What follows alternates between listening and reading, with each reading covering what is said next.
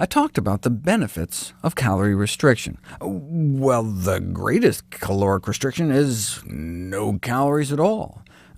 Fasting has been branded the next big weight loss fad, but has a long history throughout various spiritual traditions practiced by Moses, Jesus, Mohammed, and Buddha. In 1732, a noted physician wrote, "He that eats till he is sick must fast till he is well." Today, about 1 in 7 American adults report taking that advice, using some sort of fasting as a means to control body weight. Case reports of the treatment of obesity through fasting date back more than a century in the medical literature.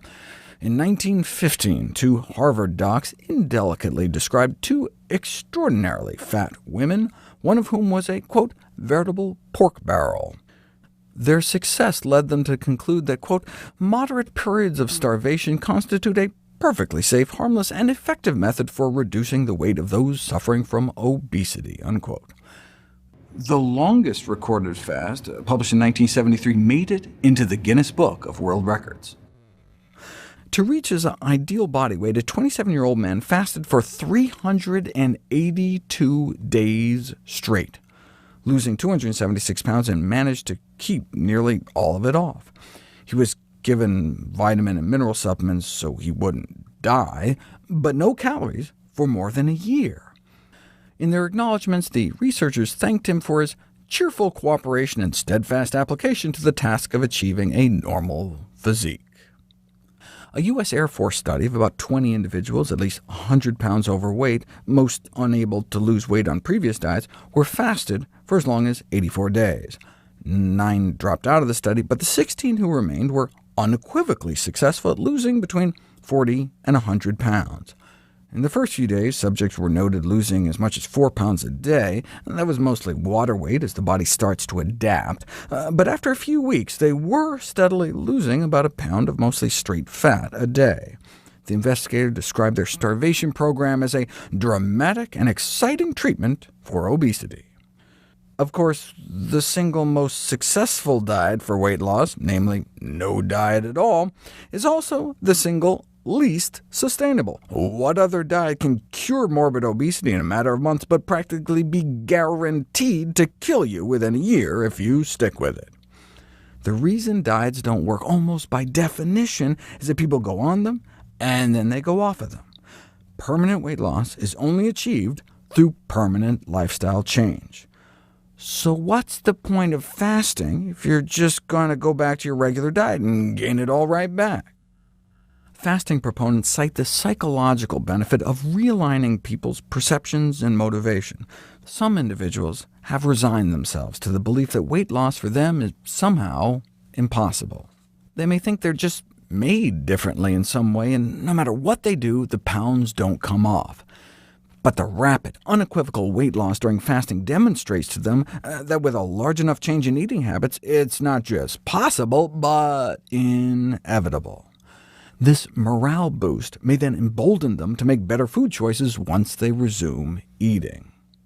The break from food may allow some an opportunity to pause and reflect on the role food is playing in their lives, not only the power it has over them, but the power they have over it.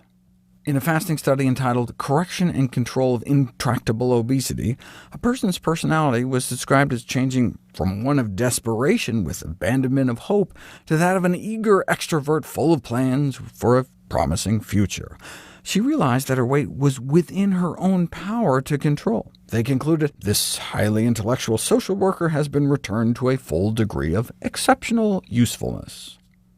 After a fast, newfound commitments to more healthful eating may be facilitated by a reduction in overall appetite reported post-fast compared to pre-fast, at least temporarily. Even during a fast, hunger may start to dissipate within 36 hours.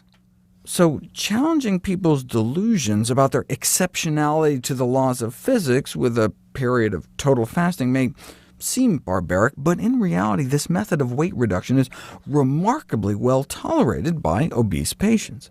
That seems to be a recurring theme in these published series of cases. In this influential paper, Treatment of Obesity by Total Fasting for up to 249 days, The researchers remarked that the most surprising aspect of the study was the ease with which the prolonged fast was tolerated. All their patients evidently spontaneously commented on their increased sense of well-being throughout the process, even in some cases frank euphoria. Though it's essential that fasting should only be prescribed under close medical supervision, they concluded that they were convinced that it is the treatment of choice, certainly in cases of gross obesity.